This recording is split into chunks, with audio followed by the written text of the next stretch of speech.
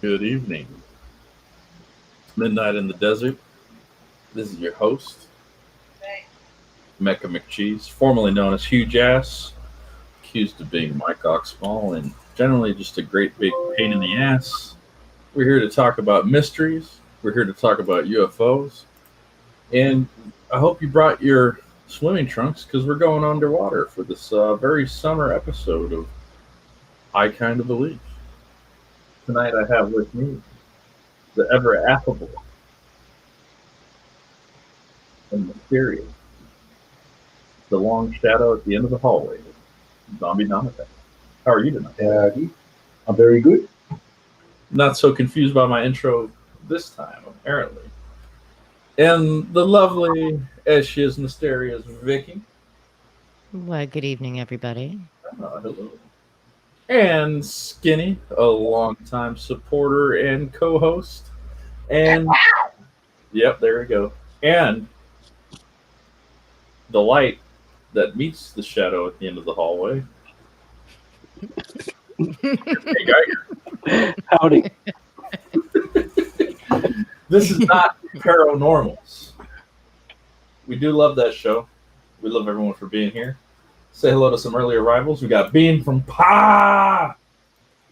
Robot Mechanic. Hey, Bean. We got Jalapeno Milk. Jack Torrance. Michael J. Nelson will not be joining us simply because I don't really know that guy.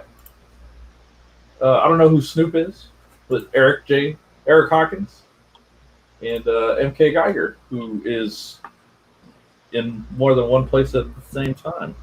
Well, enough with me rattling on. How's everyone's week been? Busy. Long. Thank God it's the weekend. Yeah, well, that's kind of why we do this show on the weekend. Before we begin tonight, if you haven't heard, we have a guy funding this thing. It's called Vestry. It's a comic book about a badass warrior dude. $3 gets you into a digital. $9 gets you a physical with ash can. And had him on the morning show this morning. If you're interested and you want to back this, I'm probably going to be giving away a gift card or something like that towards this. I don't know exactly what I could say, but I want to get people into this book. So stick around till the end of the show, maybe collect some numbers, and we'll get you guys hooked up with that. But the biggest story of the week is this photo, which has been making the rounds. It's been kind of talked about a lot recently. Have you guys seen this thing? Yeah. Yeah. Nope. Like I said, it's been a busy week. Yeah. I've seen it. I've just been wondering what it tastes like. Well, this apparently came from the Loch Ness. It's not like anything I've ever seen. I've heard a couple people talk about it could be a catfish. Maybe it is the Loch Ness. Kind of looks like an eel. And I think Zombie, when I brought it up to him, seemed to think it was could be a seal. And he has a theory on that. But I like the idea of the catfish because the Wells catfish is a rather large beast. Catfish is delicious. And catfish is delicious. But I wanted to ask you, Zombie, could you elaborate to us a little bit on the seal theory? It's an old theory that was advanced based on direct reports of seeing them in the Arctic about a type of seal which supposedly is extinct but did actually once exist. So imagine a normal seal, but with a long neck. Oh, yeah. Hence, long neck seal. So it would look similar to a plesiosaur, except some of the reports, like from Stromsø in Norway, say it's got floppy ears like a dog. So it's got like basset hound ears, and it's got little weird little wings on its neck, which is a swim bladder adaptation. So it's very specific in terms of what it looks like from eyewitness reports. And it's one of those things where the plesiosaur theory, which used to be, that was what Lochness Monster was supposed to be, was like a dinosaur. Because of the time difference, it's less likely to be something from apparently so long ago when compared to something like a seal, which only died out in extremely early historical times. So if this isn't a Photoshop, it does look like the old manuscript illustrations and the reports of this long-necked seal, for example. It's got the coloring of the with the pebbles in the back. And it's got this. See, the actual creatures have this ridge. They sort of taper to a point on their upper side, and then they've got a big barrel with their internal organs and everything underneath. Or easily could be a catfish of some sort. I don't think it's an eel because eels don't swim that way. Like even big eels, like in the North Atlantic, sort of. Yeah, they kind of slither like a snake in the water, from what I've seen. Yeah. And if you look at the wake on this picture, looks more like a side-to-side kind of shark swimming kind of thing. And this is the long neck seal. Yeah, there's a few different illustrations of it. There was a book called Lake Monsters by Costello, and he commissioned more artwork of it, and he focused on Snomsop, where it was reported quite frequently, and they even built these weird traps to catch the thing. And there's the mentioned in Dark Ages stories like Beowulf and not the Eddas, the Viking Analects of a Nikor or Nikor, which is the thing that the prow of a Viking ship has as its head. Yeah. The Viking ships have a head, and they have a long neck, and then they have the head on the end. That's a long neck seal head. And so on. So it's got a little bit of lore to it, but it's very definitely only right in the middle of I kind of believe. Yeah. So you certainly couldn't push it and so on. That's definitely what it is. It's a fascinating photo. Compared to this thing that set the world on fire so many years ago, having something like this is a pretty stark contrast. Seven's talking about couldn't make a video. I don't think there is a video. They were just holiday snaps, I thought. Maybe it was like he didn't realize it until after he had gotten home or looked at it again.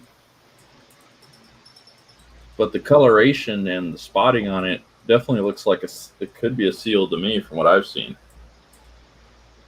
And I don't. Do you guys see any like artifacting, any evidence of like photo manipulation or Photoshop? I showed this to my father today. And he said, "Oh, that's all CGI nonsense." No, I don't see any of that. But I gotta say, I kind of believe in the sea giraffe. Sea giraffe? Yeah. Floor is yours, my friend. Oh, to talk about this long neck seal? Oh, is that what you're referring to? Yeah. So you're on the zombie side of things. Yeah, I kind of believe. I mean, there's the detailed drawings, eyewitness accounts. I mean, I don't know. It seems the most logical thing to think. Well, it's recently alive too. That's the thing, isn't it? Yeah, and it's more believable than a plesiosaur.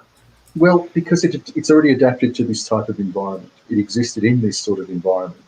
And the other thing is that these lochs, which are obviously a type of lake or fjord, were once directly connected to the sea. Yes. And then became isolated. So, They still believe there's tunnels to the sea and stuff like that. That's right. Well, there's one subterranean one that they've all but confirmed now with current testing. Yeah. Go to this close-up on that again. Yeah. And in case you guys couldn't see where it was, there's that paranormal O right there to point it out to you. Do you have the zoom-in version of it? Let's see. If you look at where the wider bulge is, You can almost. I don't know if where the wave. It kind of looks wavish, but also looks like it might be a fin Yeah, underneath the water. yep. I thought that there's an even bigger picture, which I put in the DM, that really does suggest a kinked fin, Mhm. not just a sort of simple flipper like a modern whale has, but actually one that's got a leading point. See, there's all these little biological details that really clever people have analysed over the years of known and unknown creatures. It's a bit like some of the Sasquatch research. It really is on point, and when you find confirmatory evidence, it's like when the Desmondasuchus was discovered after a couple of cryptid sightings of a sort of great big lumbering long-necked sea lion. So not quite like the seal, not quite so enormous, but more aggressive and like a long-necked sea lion. And then they find quote-unquote fossils of it in the Pacific Northwest. So when they're recent, like the giant birds, like the teratons, um, it's not very difficult to accept that perhaps there is still a tiny number of relict populations of some of these creatures. And the thing is Loch Ness. I was just looking. Loch Ness has a history of having seals in it. Yes, That's interesting. it I didn't does. know that. And in fact, misidentified ones sometimes. Right. There's a common population of seals in Scotland, but there's also highly unusual ones that turn up, and quite often are misidentified because locals think, oh, it's just another seal, big deal, and then suddenly it's like, no, that is not at all normal. There's been a walrus, and so forth. So this is just on the very edge of that kind of occurrence already, isn't it? It's not like an aquatic pterodactyl that suddenly comes storming out of the water or something else that just stretches believability to breaking point. But look, who knows? Could turn out to be a catfish, could turn out to be a fake.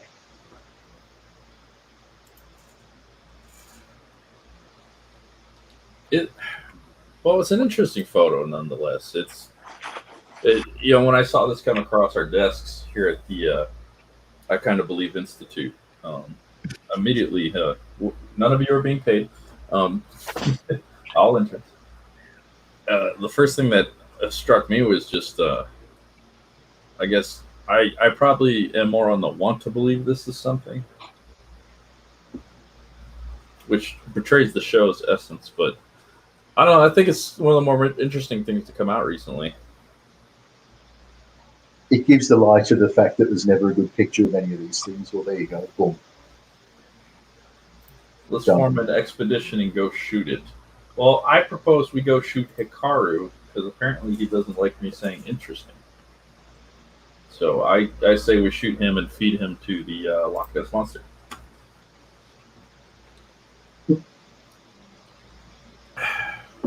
Vicky, what do you think?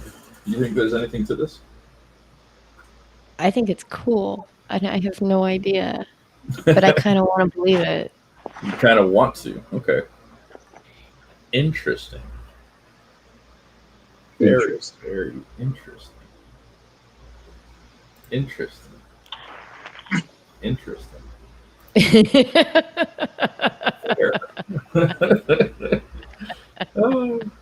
Anyway, so given that this was the biggest news to come out this week, I usually start off the show with the usual UFO report, and I did find something that was a little more. Well, it's pretty recent. Tim Lim sent me to this. Let me start from the beginning.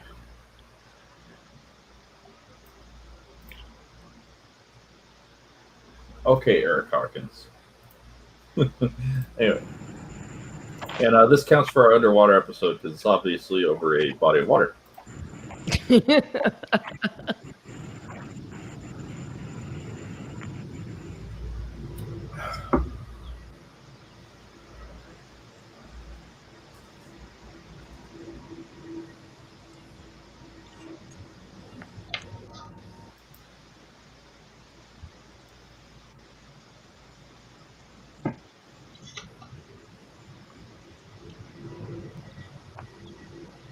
You guys notice the sound that picks up as soon as the formation starts moving? is that? So there's a two-parter to this. It's in Miami. Here, That looks downtown. CGI. It is. That last one we just watched? Yeah. Picard says fake. First Loch Ness sighting was 1933, so he'd be old. Yep. They're forgetting the St. Columba sighting a hell of a lot further back than that. Really? Yep. And which one of our friends survived from last week? We had somebody drop out, I think. And from what I remember, he did survive, but I can't remember who it was. No, I think he's talking about your man on the ground. Oh, yes. Vagrant Jack. Yes, he's still alive. He did have a story prepared for me, but I couldn't get to him in time to get the brief from him. So his story will be next week. But he does have some more interesting stuff coming up. And check his Twitter account, too. But let's see what else is going on in Miami. It's, again, no bullshit here. Here's a sky over here, downtown, my house, my hand. What the fuck is that? Holy shit. No bullshit. No bullshit. Look at Little Thunder, esto, lo otro, the pool. What is that? Oh, wait. Bye. Oh, shit. It's incredible. Wow. It is, again, no bullshit here. What did you guys think of that one? What accent does that guy have? Wait. I don't know. That's the reaction I would have. Holy shit. Yeah, just holy shit. Double rainbow, dude. I saw one of those earlier this week, actually. The UFO? A double rainbow. Oh. All the way across the sky. What pattern did it make originally? It looked like If any. and to me, it looked like it started off as a circle, just a plane, and then exploded out. But the way they disappear looks so like CGI'd. Of how they like that one that just disappeared. They kind of just fade off into nothingness. Yeah. But there's more than one witness, right? There's more than one video of this. Is there more than one video of it? It looks like coming from it has to come from two different people. Yeah. In which case, that's some extremely good CGI. Right, yeah, it's not CGI. I didn't realize it was two different people. Well, it looks like it's the same thing, but different time it looks like the same.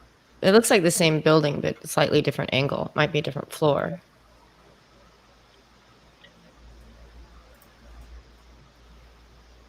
Cuban. See, that one it showed as a single to start, and then it broke up. That's the amount of light that's getting into the camera in each case, though. Angle of the formation is going to make it look a little bit different too. So there's that, and then there's the same formation.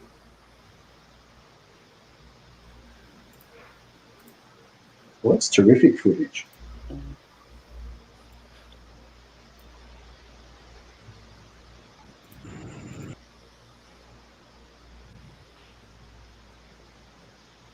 Different time of day, different angle, perhaps. You know, let me see if I can play them back to back or side to side. But are they different times of day? Or Just different exposure? I think it's just two different. I think it's just different exposure on the cameras. Okay, yeah, maybe. Let me see. I'll play them simultaneously.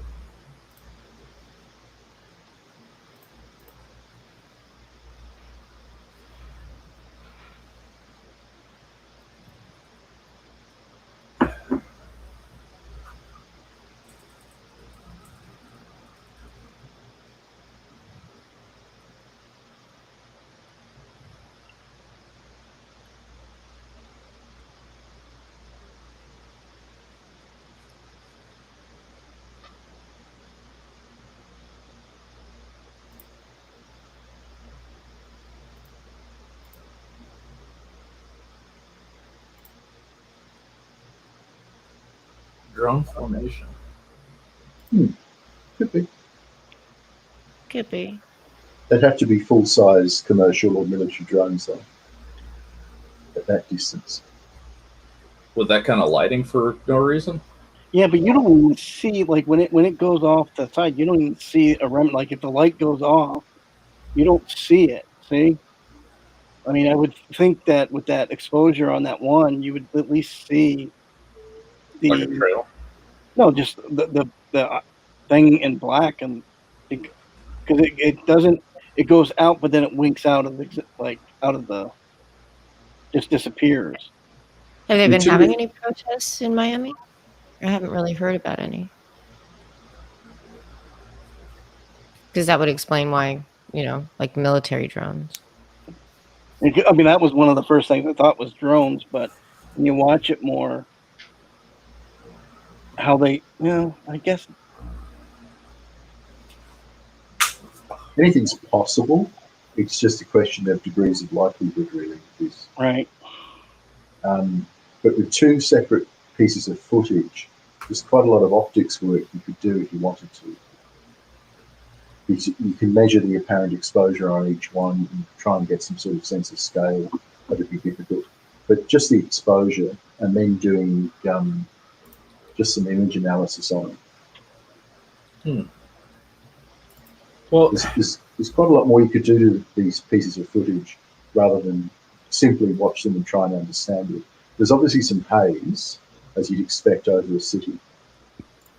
So if the haze is making them disappear, then they're moving extremely quickly. Yeah. If they're fading out, then they may not be crossing a lot of distance before they literally fade out. But that's great footage again. I kind of believe again. yeah, I don't know.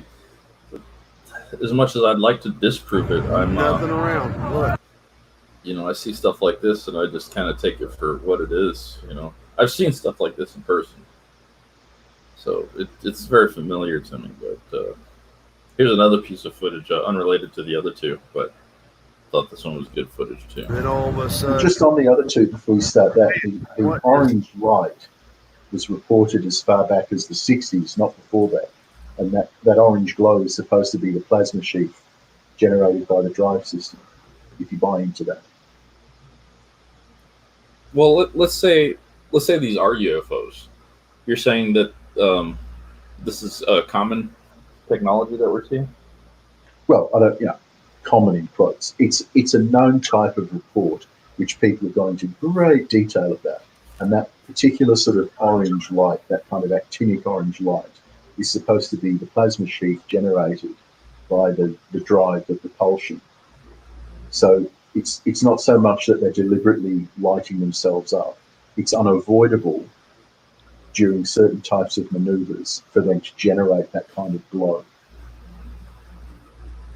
When was this taken? Did it say a date on when they took that? Not this one, but the other ones.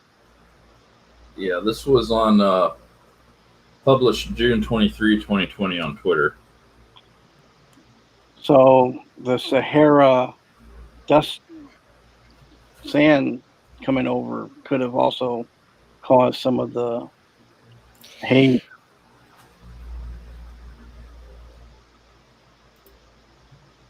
Maybe they're jinn. Jin? Maybe the jinn came with the dust of the Sahara. Creatures of smokeless fire that dwell in their own realm adjacent to ours, like unto a man but not a man, jealous of the station that the Almighty deposed them from to make way for humans. Yes. Propulsion. In other words, living beings made of plasma. It's pretty crazy stuff. I mean, It's great.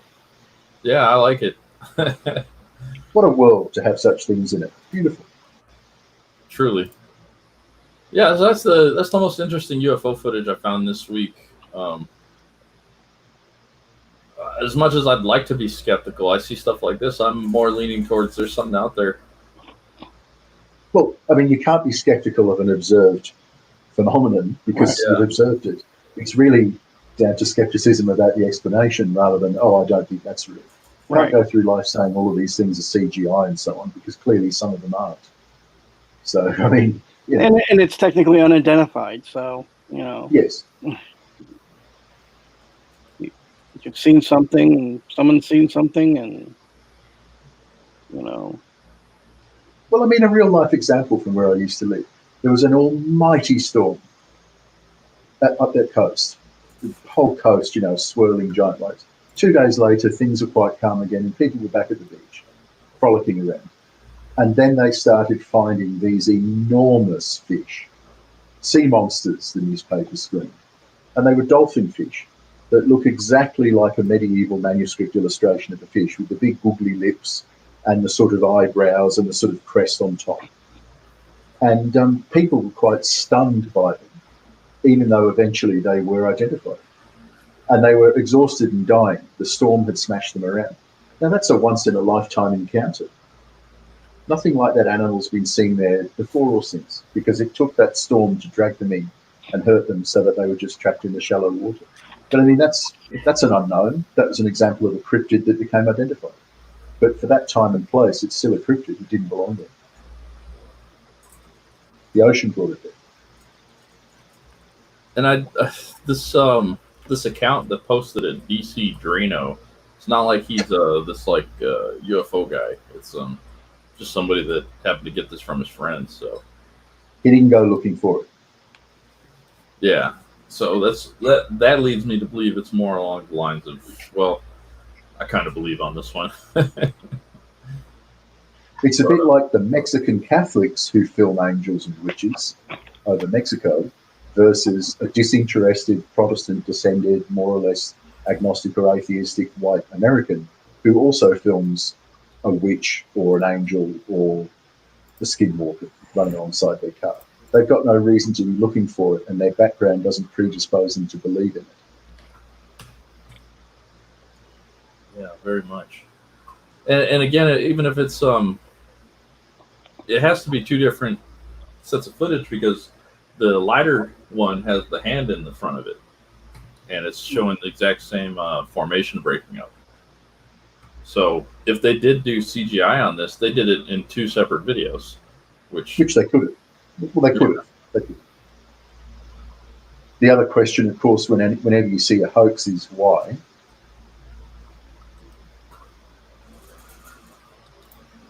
Why do it? I'm not saying it was aliens, but it was aliens. Yeah, I don't know. I just love seeing this stuff. And if people are faking this, I'm all for it. It gets us to think and wonder. It's quite an accomplishment to fake something like this anyway. Well, a lot of people pay money to go to the theater to watch fake shit all the time. Exactly. Yeah. Even if it is, it's great entertainment. Yep. And I kind of believe. I do kind of believe. Well, let's see here. UFO stuff. Let's see. Who wants to take the next story? I do it. I think Skinny should go. We've missed hearing from Skinny. Skinny, do you want to share your screen, or do you want me to drive the car on this? You can. I mean, there's really not a lot of stuff to share. I'll be right back. I'll break. Here, I'll do this. You can share this image. I'm going to put it in the chat because I'm talking about a location, not really. Well, you know, Phobic Xeno has a great point. He says aliens probably hosted it. I think he's absolutely right. But yeah, I just put a great pic in the chat. I'm not seeing it. What chat? Yeah, I kind of believe chat. Why wouldn't you just put it in the place I can grab it? I thought that was the place you can grab it. Which place do you want me to send it to? There you go. Aliens. Yes. Aliens. Concerning water, I also wanted to talk about the Bermuda Triangle tonight. There's a lot of strange shit that's been going on. And not the Bermuda Triangle, but the Great Lakes version of the Bermuda Triangle, Lake Michigan. And a lot of strange things have been happening there, like since as early as 1891 is one of the first recorded incidents when a schooner named Thomas Hume set across Lake Michigan for lumber. And then, of course, it disappeared with its entire crew. No trace of anything or anybody. And really interesting stuff. In 1921, 11 people inside the Rosabelle ship disappeared, and the ship was found overturned. It had been damaged in a collision, but no other ship had reported an accident, and no other wreck was ever found. A lot of strange stuff. What do you guys think about that? What do you think could be causing this? Do you think it could be magnetic fields, aliens, just bad juju?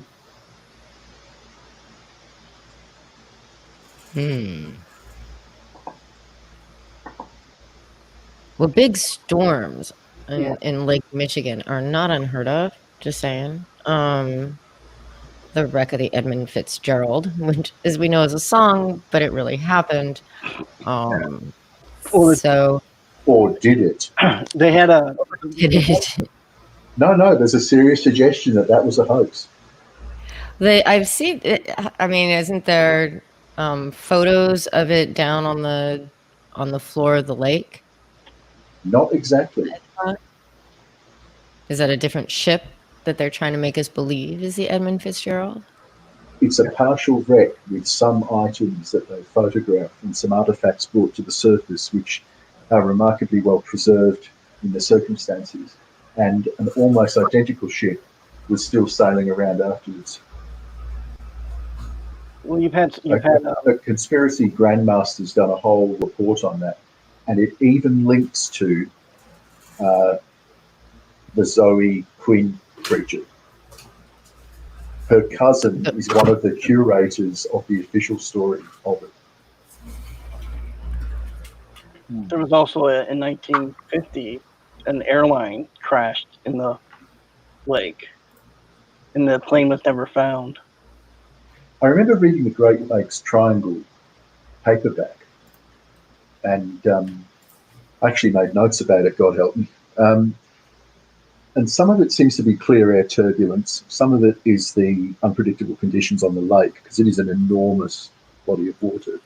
And one thing that was pointed out is that the bottom of the lake is very uneven and very unknown. There's all sorts of strange things down there, some of which may temporarily float to the surface, like there's some insane number of logs, for example. So part of it could be explainable, but there are some extremely weird, almost paranormal disasters, some of them well within sight of land or even close to a dock that a ship's approaching. And then like a minute later, it's gone. That's quite Bermuda Triangle-y, that sort of sudden death overtaking you. This is interesting on the disappearance.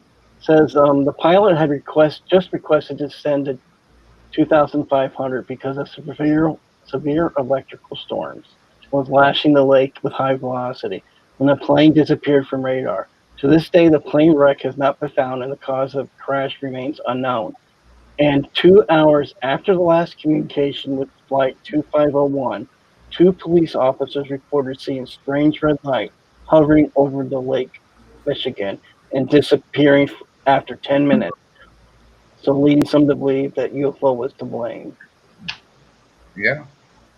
I mean, and even like Zombie was getting into about strange things at the bottom of the lake, they do have like a Stonehenge kind of deal going down there too that they found in 2007.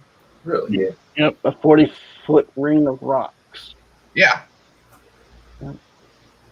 You find this all over the world. I mean, one researcher suggested that there are these triangles, these, what did he call them?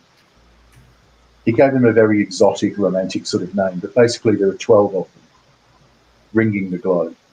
And that in those areas, these sorts of things tend to happen. Statistics somewhat bear them out. It isn't just that these are high traffic areas. because weird things were happening before the high traffic. Some of them could be the methane bubble explanation from the Gulf, that huge bubbles of methane bubble up from the bottom, because Lake Michigan's bottom has a lot of organic matter, like all the from the pre-glacial and the glacial flood eras. So things like this, I kind of believe, have got lots of different explanations lumped in together, if you know what I mean. Well, how about the weather there? Is there anomalies with that kind of thing too?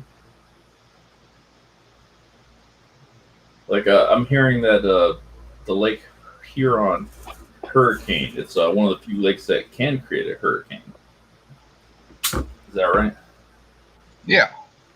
Yes. That's pretty crazy in and of itself. Maybe Yeah, as well- we've just become urban dwellers, we've forgotten how dangerous even small amounts of raw nature can be.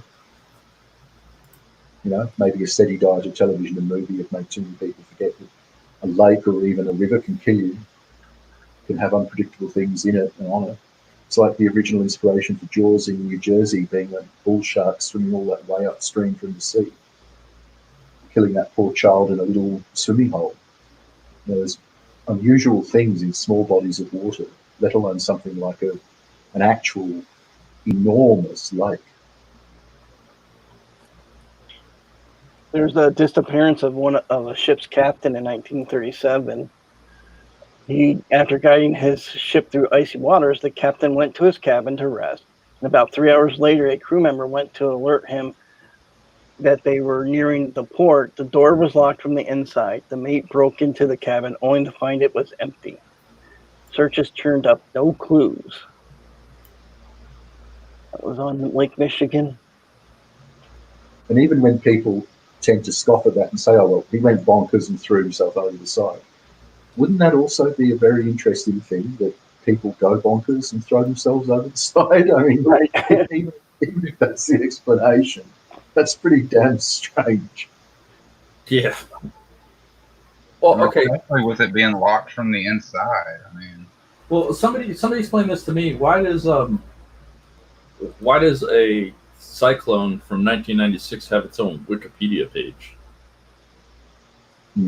Was it that unusual? And look at this, it was even on September 11th. Mm-hmm. Having some characteristics of a tropical cyclone, it was the first time a storm had ever been recorded over the Great Lakes region. See, they've well and truly clamped down on Charles Fort and real Fortean research, the genuine study of unusual weather, out-of-place objects. It's all scoffed away and locked away and debunked these days. But Charles Fort used to just dutifully study the newspapers every day and collect all of these odd reports. And his data is full of recurring dates, names, days of the week, out-of-place weather effects, things that fall from the sky, ships that fail to arrive or arrive 2 years late, all these crazy things. And they've never stopped happening. It's just that the media have stopped reporting on it, stopped telling people. Ghost ships. Yeah, bull sharks are crazy aggressive. Speaking of which, a video game released recently called Maneater features you playing as a bull shark. Speaking to that, I thought that was kind of funny. Jonah Complex, Jonah and the Whale. Yeah, this why the recurring triangle shape? Bermuda Triangle, this one here, a couple others. Is there something to that? Signs and shapes, Tommy? There were a couple of 60s researchers who got into the geodesics and the triangles and the arrangements and the geometry. I'd be more impressed by that if all the triangles were exactly the same size. Like, what was his name? John Peel's great friend. What was the man's name? It's fled out of my mind. He relentlessly sought identical parameters as a comparison. And he was one of the co-discoverers of the Bimini Road and things like that. So this was no slouch. This was a man who put his scuba gear on and went diving, who put his Arctic gear on and went marching, and didn't just sort of sit there, making stuff up. And he found that if you made the triangles the same size, so in other words, if you use the Bermuda Triangle, for example, as a template and you overlay it over other mystery areas, you do tend to trap most of the odd things. And the ones you don't trap, you've probably just stumbled over other odd things, which nobody's looked at before anyway. So I don't know whether it's very persuasive to keep drawing triangles all over the map, but there are certainly what John Keel called window areas, where all sorts of strange things happen, not just disappearances or ghosts or cryptids, but all of them. And the one thing he found they all had in common were ancient mound builder type architecture, where it had always been remembered by natives that there was something revered, mysterious, spiritual, dragons, something. And ball of light type UFOs were seen then and now rising up, going along a sort of weird squiggly path and disappearing again, as though there was a kind of movie strip endlessly playing around the Ashland area or around here or around there. There's a couple of them in Australia. And it would make sense, I mean, considering that the Stonehenge underneath it, I was reading that they had a underwater archaeologist. He went down, I guess, and They looked at it, and they said that there were on the stones on the outside of the circle seems to have carvings that resemble a mastodon. So yeah, so I guess they've been down there for a very long time, and we know that like Stonehenge and others. There's another small Stonehenge in New England. Those are areas of metaphysical power or energy, vortexes of energy areas. So well, Stonehenge is only the middle of Woodhenge at Avebury, which is absolutely bloody enormous. It's so big, it's hard to take the scale of. Right. And that's the ring that actually encircles that entire area. Stonehenge, when you go there, is actually quite small. Right. And the hill that it was on is gone. But the entire landscape on Salisbury Plain is man-made and terraformed from long, long ago. But what I'm thinking is that maybe it's not really the triangle that's people are just drawing the triangle in, but it's actually like just that area and it spreads out in a circular aspect or something. More like a node of power, which is what John Keel thought. Right. He started off as a sort of semi-amused, semi-debunker, hoaxer, stage magician, didn't believe most of what he reported on, was just doing it to make money as a reporter kind of thing. More of a cynical skeptic, but he ended up being, like almost all of them, persuaded that the alien encounters are demonological, that the other encounters are paramental and paranormal, or as he called it, ultra-terrestrial, and that it's a kind of solid microwave phenomena that something manifests, is physical, interacts, and then disintegrates. Not like an explosion, but just like untangles itself from our layer of reality and fades back out again. Like the dog abducting, dog killing, dog eating Bigfoots. They appear, go through this rigmarole, and disappear again, as though they're an entity that just feeds on a kind of confused state of fear. And once that's happened, they disappear. It's as though their purpose is to appear and cause that and then disappear. Damned odd. He wrote all this in one of his last books in his series, The Eighth Tower, where he was really struggling with all of the things he'd accumulated over decades and just trying to make any kind of sense out of it, and how people bring their own meaning to it, but then the phenomenon reacts to that as well. So if you start getting woke, for example, he hallucinated a type of helicopter, and then somebody saw the helicopter and he read a report of this unknown helicopter sighting, that kind of thing. So in a way you could say it's all just precognition and telepathic, but it isn't. That's not what it feels like when it starts happening. It seems like an unseen part of the natural world, a different part of the spectrum, is interacting with us, deliberately interacting with us, not just sort of randomly, but it's actually adapting and changing. If you believe in all the Hindu gods, you see Hindu gods. If you believe in Jesus, you see Jesus. If you're terrified of aliens, you see terrifying aliens sometimes. And places like Stonehenge feed this. Same with the crop circles. A man fell asleep in a field and woke up in the middle of a crop circle. He's never been right since. And he is a bit of a nutcase. He dresses like Merlin. He's a freak. And then, so obviously you think, oh, he's just a hoaxing nutball. But then he comes up with genuine ability to predict the damn future. So he's a hoaxing nutball who can actually tell the future. Now, if that happened in the heyday of Stonehenge, they'd have put him in priest robes or druid robes and he'd be sitting there next to the king. It's just a change in society that's made him less useful to us. But he's genuinely predicted the future a few times. So, and this is a little Englishman with a pot belly dressed in a purple robe and a floppy hat, pretending to be Merlin. It's so odd. It's so strange. Geiger, you had me pull this up. Is this the underwater Stonehenge? Yep. Yeah.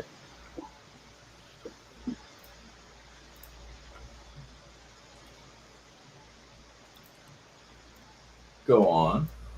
Oh, I just found it, so I figured, just throw it. Looks, I didn't read it through yet, but just, there's the never properly explained one in the Baltic Sea too. Remember that stone disc on the bottom of the Baltic Sea? All these increasingly ridiculous explanations, explanations are offered for. Ancient pagan temple and shrines in the UK were called circuits, which is where we Kirks originally, in fact. Circus, because they're all circular in structure. That's interesting. And church. Yeah, if you have something, just DM me, either on the I Kind of Believe account or this one. Church. It's the association of a place of worship. Yeah, this is weird. What John Keel said about some of the entities that are encountered in these areas is they always seem so confused when they first arrive. As he said, they're trapped in our cycles of time, unable to understand the vibrations, like the lower vibrations that they're brought into, and they gradually firm up, like a dynamo winding up with more energy, and then they run down again. But as they gain energy, they almost come into focus, literally, to play out some pointless little theatre before they disappear again, invalidating themselves in the process. They claim to come from a planet they couldn't come from, or they make nonsensical statements about time and space that are incorrect. They use units of length as time and units of time as length and so forth.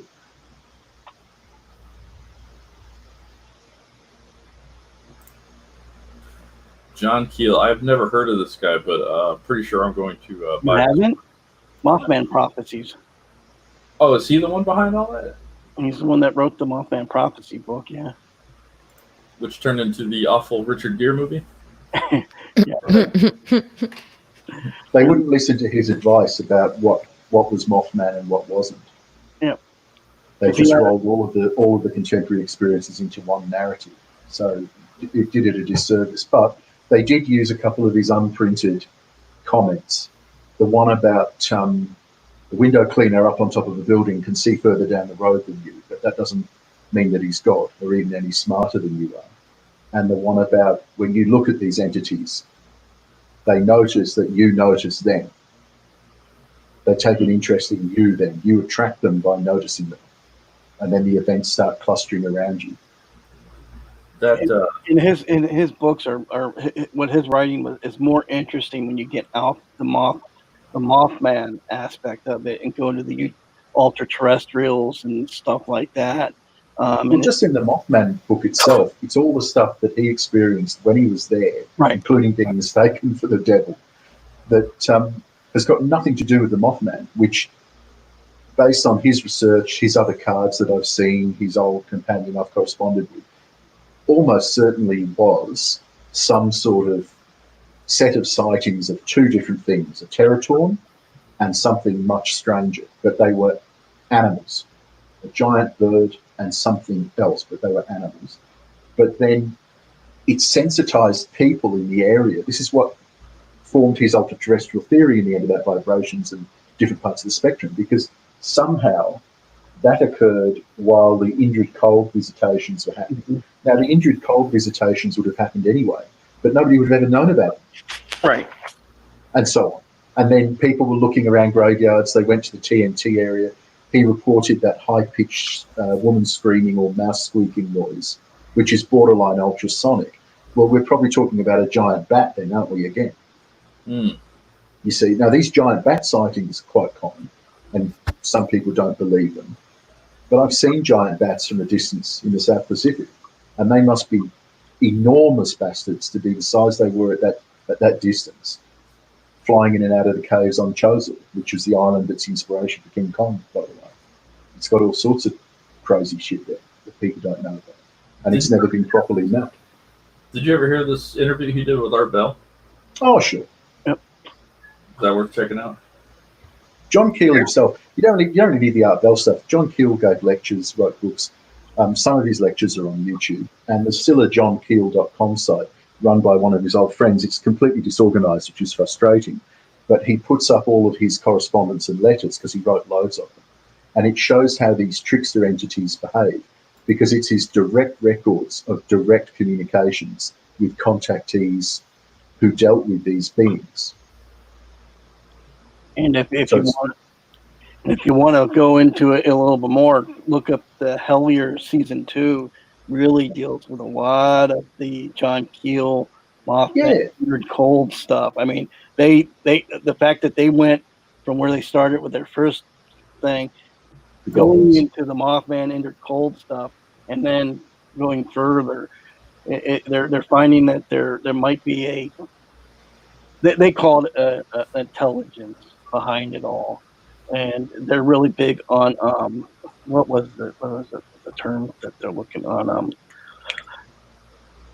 where things happen and oh god, what am I synchronicities, right? Synchronicities. When you dream dance. Yeah, when you start getting more synchronicities happening, you are leading towards something. Like, and if you look at the Hellier thing, there's this whole thing about balloons that show up in the series, and it's just like, okay, yeah, they're getting directed and driven, pointing towards one direction, and all that. It's a really interesting series because the team that does it, they're very atypical of a typical paranormal thing because they'll use whatever they can to test things. They've used ghost boxes to try to talk to spirits, aliens, Bigfoot. They do the gambit, and they really believe that they have to start. You have to stop compartmentalizing UFO, Bigfoot, cryptids, whatever. You start melding them all together, and you start expanding your knowledge base a little bit more. Well, as John Keel said, a lot of these experiences are much more like each other than they are anything that they resemble. Right. Bigfoot experiences are much more like other types of apparently paranormal experiences than encountering other types of unknown animals because it invalidates itself that Bigfoot seems so unbelievably elusive. But Indrid Cold and Lanulos, the Woodrow Dernberger guy, I used to correspond with and talk on the phone with his daughter who was trying to write a book about it because I think I said before, Indrid Cold continued to visit that family. Yep. And another researcher who unfortunately died just after he started communicating with me was on the trail of who Indrid Cold had been during World War II because he was a Nazi. He was actually a Nazi. He was actually somebody in Nazi Germany. And he took Woodrow Dernberger to this place called Lanulos in the Ganymedes galaxy, supposedly. But she was convinced, the family were convinced that it's a real place. Like a lot of these families, they've been visited with tragedy since the contacts began. Like you could say, all families have tragedy, but in a particular way that seems to be part of a pattern, a little bit like the Banshee legends. So I think the Mothman prophecies and his deconstruction of it afterwards, it's become such a classic because it's got at least one of everything. Hoaxes, government agents, what might one call the sort of supernatural type premonitions of death, the more perhaps scientific precognition, like the shock in the future is causing people to have bad dreams beforehand. You could say that's supernatural, but that doesn't necessarily follow. And then, of course, cryptids of different sorts. There were confirmed reports of some very rare birds. I mean, I personally experienced this with a feral cat during the Olympics, during the 2000 Olympics in Sydney. I was left at home, and my then partner went with her mother to the Olympics. So I was home alone, and I was getting up extremely early in the morning, as I usually do. And I saw an enormous feral cat climb from the ground to the top of our carport. Now, that's a high enough height for me at 6 foot to have to stretch my fingers to touch the underside of the roof.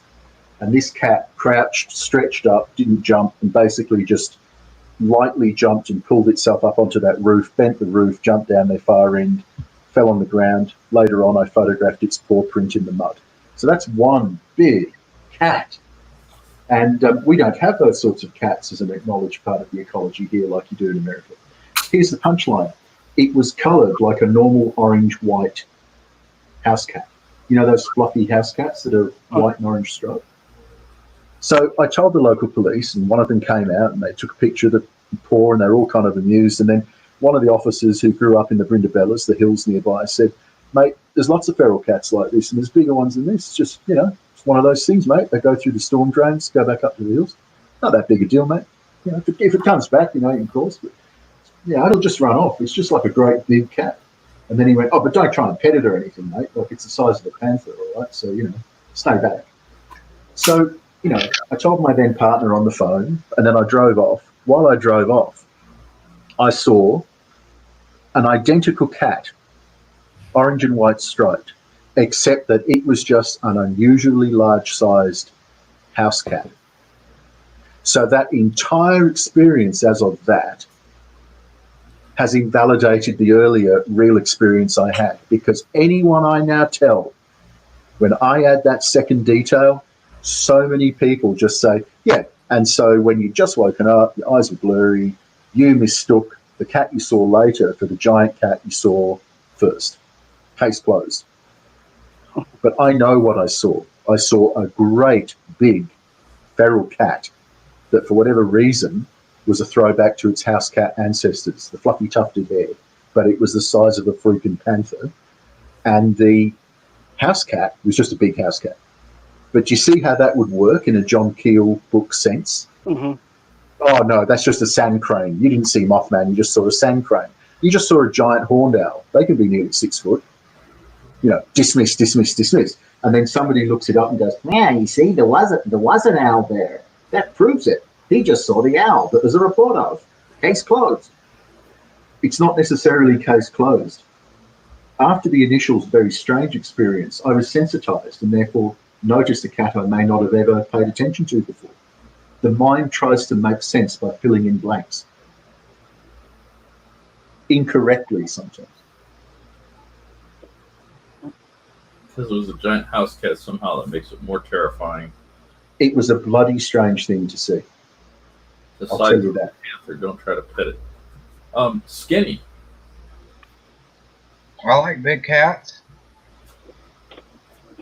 I'll just leave it at that. I like big cats. I'm not lying. I was expecting that to come out a little more crudely, but Are you saying you like the new Cats movie? You see, the interesting thing about Australian feral cats is until the Aborigines exterminated so many of the native species when they first arrived, we had lions and tigers, marsupial ones.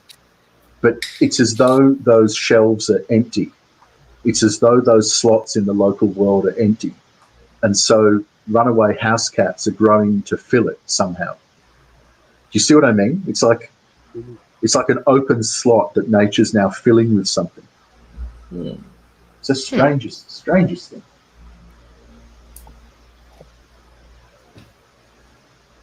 very cool. Well, that got really intense. Vicky. I guess it's my turn, isn't it? Yeah, Vicky, All right. short little segue way. Just short. We were doing underwater, and I didn't want to do Natalie Wood. Sorry, I just couldn't go with my regular old Hollywood extravaganza for the week. So, I see that you got something. Sounds like you and Zombie are planning a vacation together or something. I hope so. I certainly hope so. Because this is my bucket list. This place is on my bucket list. And if Zombie can get me there, I will gladly accept.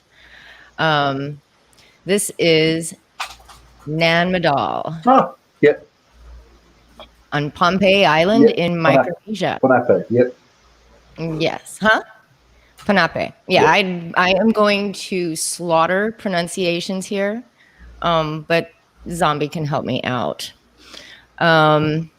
This place, which is just freaking amazing, is pretty much like a palace tomb complex that was built. Well, it's been carbon dated to around 1100 AD. But they believe that the place has been occupied since, probably before the birth of Christ. Some of those stones, it is the only structure built on coral reefs, which is kind of cool. God only knows how they managed to do it. Some of those stones are gignormous. So we're going to go ahead and let's see. Let me find it because I just lost where I was. So according to the legend, Nan Madol was constructed by twin sorcerers, Olihipa and Olihopa, from mythical Western Katao. I have no idea how to pronounce that. The brothers arrived in a large canoe seeking a place to build an altar so they could worship Sunison's something that I really am going to slaughter, who is the god of agriculture. Eventually, they built an altar off the coast. Now, this entire complex consists of about 100 little islands that are all completely man-built, with basalt rocks filled with crushed coral with more rocks on top. So all of these stones were moved. See, I'll zoom in on here. This is sort of a map of what it is. Unfortunately, I have to zoom back out to get to the next picture. So you have a central tomb in there. It's all just really freaking cool. So this is the central tomb in the middle. But each one of these islands, well, I guess you could call them islands. So there's this big canal system just created out of basalt right off the coast of this island. And Zombie's going to take me there. And they're 50-ton blocks of basalt. 50-ton blocks. The modern scientists claim were transported on rafts. If you see the native rafts of this region, you just burst out laughing. Yeah, they apparently had tried to recreate that, and the rafts kept sinking. Yeah. So they really 15-ton rocks. I mean, they're huge, just unbelievable. All food and water had to be imported into the area, into the complex, because of course it's on the ocean, so there's no fresh water and there was no place to grow food. Back before World War II, the Japanese controlled the place, and legend has it that they were hauling away platinum caskets taken from a tomb called the House of the Dead that was underneath the water. Yeah, the tomb of the Nockin. The Nockin are the ancient sorcerer kings who built it. Yeah. Export of the island when it was held by Japan was vanilla, copra, sago. Don't know what that is. I'm assuming Sago. It's sago. What is it? It's a tuber that's ground up into little sort of beads or paste that you eat. Okay. Yeah, and mother of pearl, and then Of course. platinum. Platinum. See, platinum. Platinum, very It's a very intriguing thing to find in a reef. hmm It doesn't make any logical sense at all. Yeah. And then when World War II broke out, things just just sort of scattered there. It was also in the early 20th was under German rule, and this part's really cool. The governor, who was a dude by the name of Victor Berg, had entered the sealed tomb in the middle of the complex and opened the coffin of the ancient rulers, and he found skeletons of giants 2 to 3 meter tall. Really? He ended up croaking, much like, the original enters of Tutankhamun's tomb, mysteriously, not too soon after. Mysteriously, they always die mysteriously. So who knows? They may have been giants. They may have just been giants. Is that a band? You see, if you're a giant on that scale, then 50-ton blocks become possible to transport on equally giant-scaled rafts with equally giant-scaled labels. It's the modern human size comparison to the size of the blocks that it's built from that make it so utterly stunning. But the Nautical were at war with the little people. In the Pacific, there's the giants, in this case in Ponape called the Nautical, but there's also the little people, and the little people are really little, shaggy, literally ankle biters, because they were the original inhabitants of some of these little islands and are furious that they've been displaced. And now there's very few islands left where it's believed that any of the little people live, and the giants are believed to live in Chosul, which is the origin of the King Kong story, the inspiration for that, with stories from Chosul. And it's interesting that Jonathan Swift, who's the guy who also referred to the moons of Mars before anybody could have known about them, set his Gulliver's Travels in the part of the South Pacific where this and Chosul are. And of course, he has giants and little people in that, doesn't he? Yes, he does. Yes, indeed. Yes, indeed. But this has always been, one of the places that I want to go. So as soon as I win the lotto, just kidding. I'm buying myself a boat. And the final descendants of the Nautical and the other ancient kings of the Pacific are somewhat negroid, dark-skinned natives who are naturally born with shaggy blonde hair and blue eyes. Oh, that's interesting. I did not know that. Oh, yeah. Yep. People don't believe it's real, or they think that they each bred with later sailors, but they've always been there. How's that grab you? So strange, isn't it? Like these last few fragments of a lost history. How did you find out about this place, Ricky? When we were little, my dad was stationed on Guam. Huh. Yeah, and He was a Marine. Huh? He was a Marine then. No, Navy. Yeah. Yeah. So we had traveled to quite a few of the islands, and it's just always been something that I've been interested in. We went to like Yap and Saipan and a few others in the trucks. So it just sort of, I'm always looking at the various islands and stuff. Well, when you go, I get to travel in a suitcase. Okay. I can fit, trust me. We'll have to leave Mrs. Skinny at home, unfortunately. I can't fit both of you. What is the 7 talk about here? Antediluvian? Sorry? What is that? Antediluvian, pre-flood. Pre-flood. Oh, okay. Anti before diluare, to flood or so. Antediluvian, pre-flood, before the flood. Ah. Well, let me go back to my screen. And I think, Geiger, you brought this to us this week. The Japanese Mermaid Arctic Cryptid.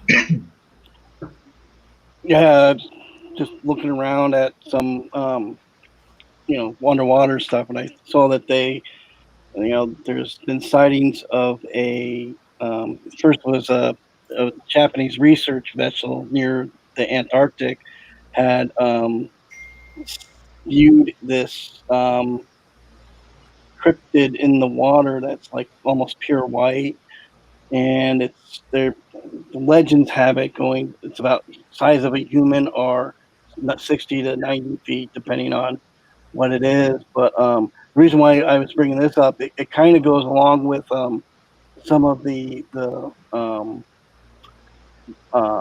Lloyd Pye and ideas of how we were genetically manipulated if by the Sumerians. Because if you were coming here and you were trying to create a slave race of people to dig for gold, well, why wouldn't you have a genetically modify a being to go underwater, to deep underwater?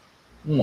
That was my kind of logic behind bringing this into the mix. I mean, they're finding this creature hangs out more around the Antarctic area, and I know at least with the Antarctic, they're finding a lot more interesting things down there that are of more ancient civilizations. So it's possible that this creature is a hominoid that is aquatic, because I mean the actual name Ninjin is human, and so thought it was an interesting thing that from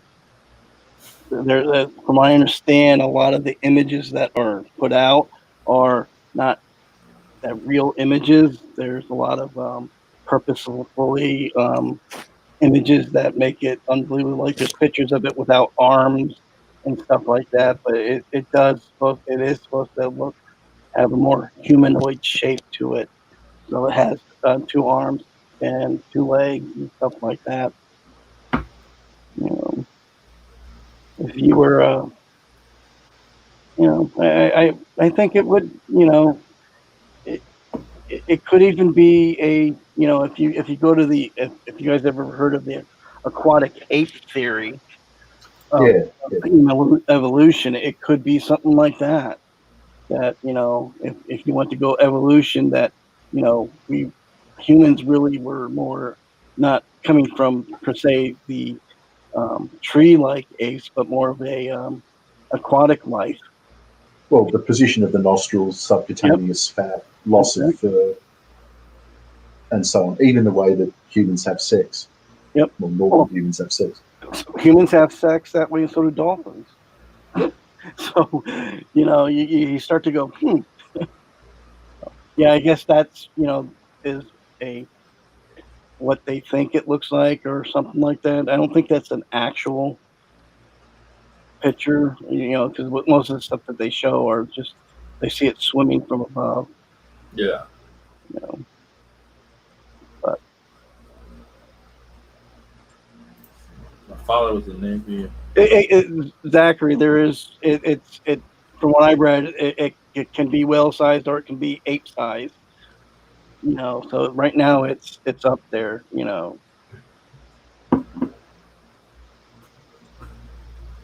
Kind of horrifying.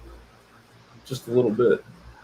You got to think that we haven't explored the deepest reaches of the ocean, so who knows what's down there? And even we haven't just explored Antarctica enough. Ever since Bird came back and told them that there was tons of minerals and ores and stuff like that, they sealed it off. So nobody's allowed to really explore Antarctica in the way. I am glad you brought that up because I think next week I'd really like to go into the ice wall and related theories to that if you guys are interested. So you want to bring up flat Earth? Is that what you want to do? That's what they I don't think we've done a flat Earth episode, actually. Huh?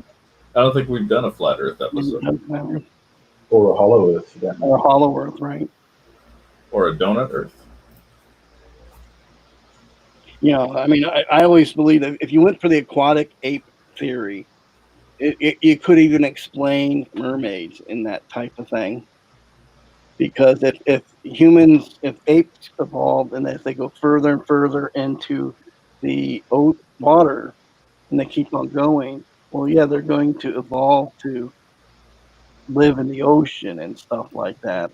So why not have a human-like mermaid creature? And then if you follow the evolution, we're actually supposed to be more closely related to dolphins than apes now.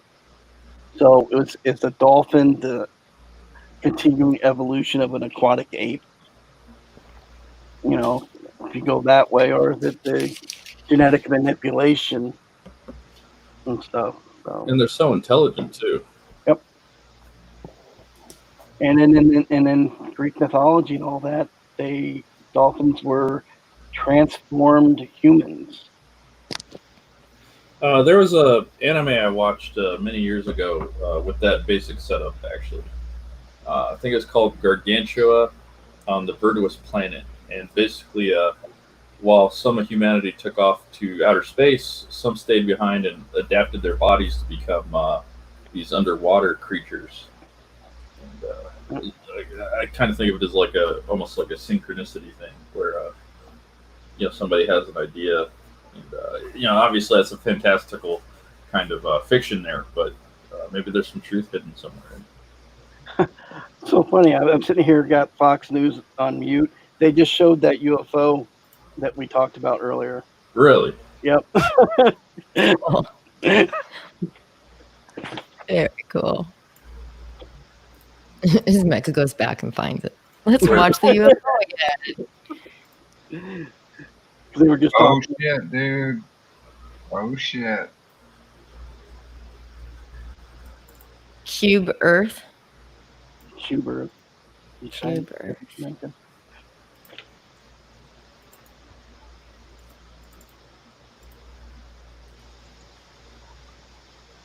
This one here, you mean, Geiger?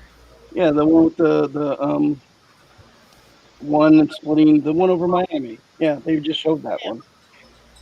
That's crazy. Talk about synchronicity, right?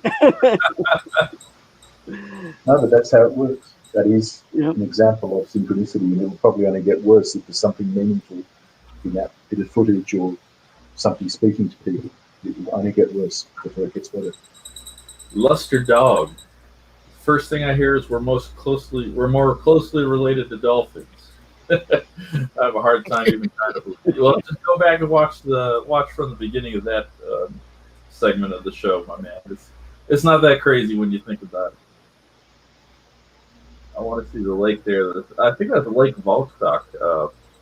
Robot mechanic is talking about. Lester dog, where dolphins have sex facing just like humans do, facing each other. Why was that? Out of every other creature on the planet, we're the only two that do that. So you mean to tell me that when Hank Hill got raped by that dolphin, he had to face it head on? Whoa! Dolphins are rapey. I did not know that about dolphins. That's weird. Dolphins really are rapey, by the way. Just saying. There's government projects that have gone into like human sexuality with dolphins. I'll probably bring that up in a future episode. Some of those studies inspired the video game Echo the Dolphin, which was a video game series that had time travel and crystals and shit. So I'd love to do a presentation on that for a future episode. Don't forget Johnny Mnemonic. They had the whole dolphin that was a hacker and hacked Johnny Mnemonic's brain. Yeah, there was that Yeah. there was that movie, The Shape of Water or something. That was also inspired, I believe, by some of those same things that inspired Echo the Dolphin. So And was another Oscar winner which sank without a trace. almost like conditioning for the populace. Yeah, When look, you're in the we're deep. trying to have fun on the show, man. We want to wonder and dream together. We're having some good times doing it. Eric Hawkins, you degenerate. You just shit. Well, we've done so many nautical episodes, we'll have to give it a break, but we'll definitely come back to mermaids. Yeah, mermaids would be cool. So many different theories. That would make a Hollywood splash. story. Well, we could finally get around to talking about Atlantis at some point. Yes. Yes, our on-the-field reporter, Lorenzo, who was abducted by UFO, never followed up on that story, so we'll have to have somebody... What you would need to do, you could do Lost Civilizations, right? Mhm. And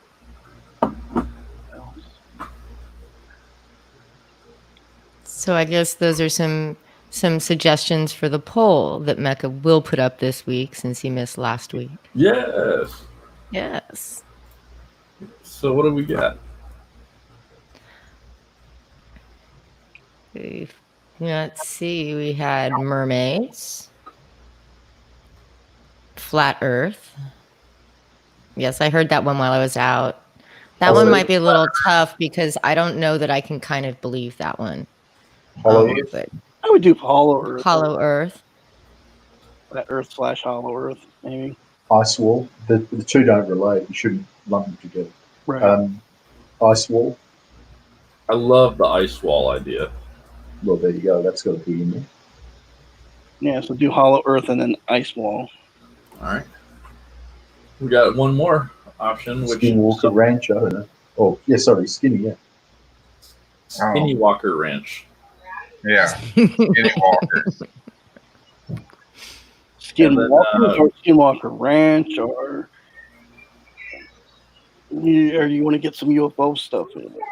Or we always start off the show with a Right. UFO report, and I just Yeah. this up. or go up Vicky's lane with Hollywood conspiracy. I can put my daughter in. She loves all that stuff.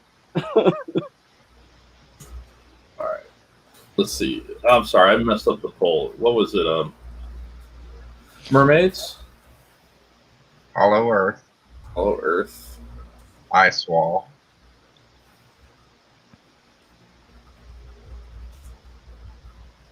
and then the last one was Skinny Walker, Texas Ranger.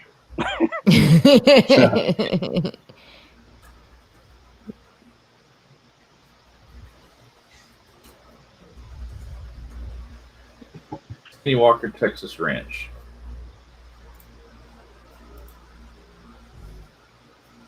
That's where my people come from, man. Oh, I screwed it up again. Somebody else You're needs to on your own, control there's this Twitter account, I think. I got it. Hang on.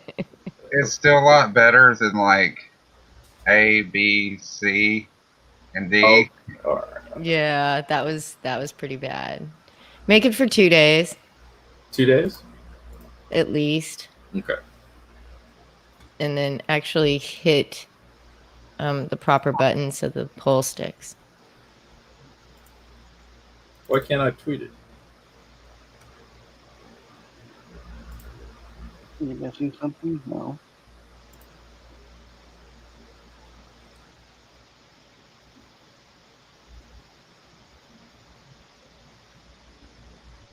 There we go. There we go. And as you guys know, Eric Scott Hawkins is always an option. Yes. Unfortunately, they don't give us enough options on a Twitter poll. Only 4. I am always on the poll. That's what he said.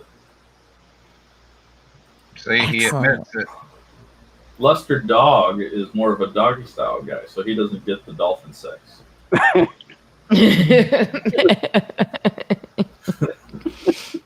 It's all about the hollow moon, but did we even go to the moon? I don't know, you horny dude. I don't know what to tell you. Just kidding. Thanks for coming, Lester Dog. Got a new audience. You're getting bigger every day. Yeah. But we're almost at an hour and a half. The poll is up. Please go vote in this thing. Let me get the oh, look at me, I just screwed it up. Let me get the poll in the chat so everyone can just click on that. Give me a follow on this account. I use it to publish messaging, and if you guys have conspiracy theories, you can message this account, and I'll usually get to it. I'd And, like to do another conspiracy stream too. we gotta see, like, Dave just sends me whatever he wants on this account, so I really like that. Something about defunding the IRS, which is not really my kind of belief topic, but it's always welcome in that inbox. I kind of believe that's a good idea. I kind of believe it's a great idea. Yeah. You could have a kind of believe on it though, because there was the Aaron Russo expose film. Some people don't believe any of that's true. There About are some illegality of the income tax and things like that. Yeah. We could dive into the Federal Reserve. But I promised somebody that I would, if anyone is interested tonight, I have, I wanted to support the guys at Vestry. Right. So if anybody wants a copy on me, I'm thinking of a number between 1 and 10. Starting now, give me the number, and I'll let you know if you won. And DM me, and I'll back this for you. But just one person, right? Was Vicky impressed with my shadow boxing skills? Why, yes, indeed, Victor. I saw that. He Quite impressive. let's see. Except for the huffing and the puffing, you need to quit smoking. But other than that, it was nice form. Yeah, I really liked how you spent, like, of the minute and 45 seconds of the video, you spent at least a minute and 20 seconds of that just taking a breath.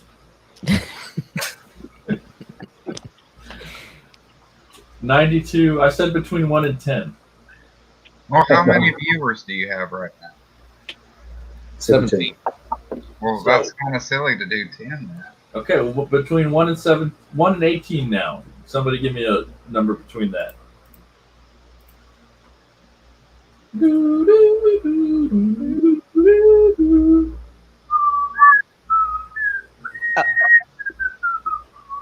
The whistling is kind of painful, actually. Yeah. It's just saying. 94 and 32. You have 7 and 2. Okay, 7. DM me, because these other jokers are frustrating. DM me with your docs info. Master wall staring. You can DM me at I Kind of Believe account. I'm going to check to see if you're subscribed to the channel. Oscar, get out of here. 9. No, you gotta say it like you're German. 9. 9.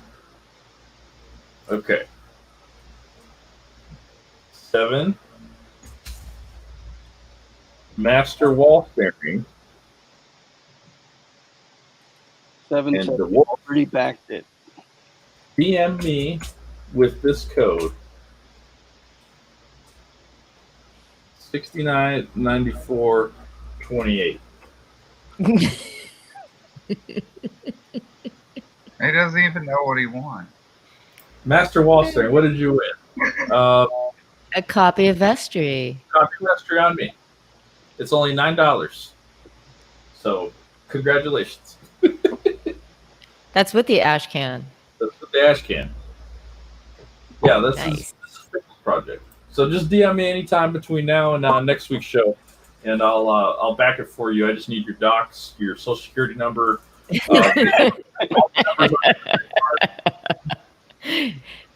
The name of your eldest child. Yeah. And the 3 digits on the back of your credit card, and I'll go ahead and back this for you. No, seriously, DM me. I want to support the project. I got a few bucks, and I really believe in these guys getting their first project off the ground, and I'm going to be in a position similar to them soon. So, yeah, I'm going to make sure these guys make some money, man. They got 36 One team, backers, one fight. one fight. And if you guys have DM the fishing link, yes. If you guys haven't seen it, we have this wonderful wiki with a universe that you can contribute to. There's a metric shit ton of characters coming in. There are people just drawing shit for you. I got my own character in here. Zombie's got quite a few additions. Did anybody put the Was campaign in as a villain for Oxnall yet? There Well, are locations, there are businesses you can use as background for your books that have their own histories. I mean, there's also and logos. There's all sorts of cool stuff going on at the Comicsgate TM wiki. Mike Oxmall has made an appearance. You need the umbrella guy. That's Dropped in the Oxnall's seats. arch enemy. The tiny parasol man. Yeah. Oh my god, I was watching Doom Patrol, the new season. Yeah. They actually did time Dr. Time. And he has a clock, he has the clock head. What is that? I was laughing hysterically. That looks like a pretty crazy show. But yeah, this has been I kind of believe. I think I'll get us out of here with this lovely little turtle. Since we were underwater the whole episode, we're coming up for some air now. I love that picture. Now. It's beautiful. Beautiful, isn't it? Yep. Yeah, it's the simple things, you know. He's the harbinger of the apocalypse, though. This Turtle turtle soup is really tasty. Well, and what you don't see is he's actually got the entire world on his back. Flying through space. I was wondering where it was. If you misplaced it. Oxfall needs a train conductor's hat. I think so. Yellow umbrella. CG is vibrant and exciting. Yeah, definitely. DeWolf had a character on here, Nixon Lewis. That is not a turtle. Well, Seven, you're just... you know what? You can go ahead and just get in the pond if you're going to be a silly goose. Anyway, much thanks to everyone for coming tonight. Our wonderful audience. Vicky, Zombie, MK Geiger, and Skinny Walker Ranch. You guys, after tonight, I kind of believe. Everybody have a lovely evening and enjoy your let's weekend. check, yeah, enjoy your weekend. Oh, you have a show tomorrow night, don't you? I will most likely be streaming with DA Talks, and hopefully Mecca will join us. I'm not sure yet if it's going to be on my channel or on Dean's, And what's it but about? just check my Twitter and we'll let you know. What are you guys going to be talking about? We are just going to be talking shit. Okay. Yeah, I've been doing a shit talk stream every morning and then on the weekend. And let me get your link out there, Vicky, before we go. Vickyverse. So this is Vicky's channel. Check her out there. And DA Talks over here. So come hear us talk some shit tomorrow night, Saturday. And if you guys have been paying attention to the CG scene, I am sure you guys will enjoy the show tomorrow. And Chair Coon, stop doing that. Not welcome here. You can draw anything other than a magical girl for me. Thank you.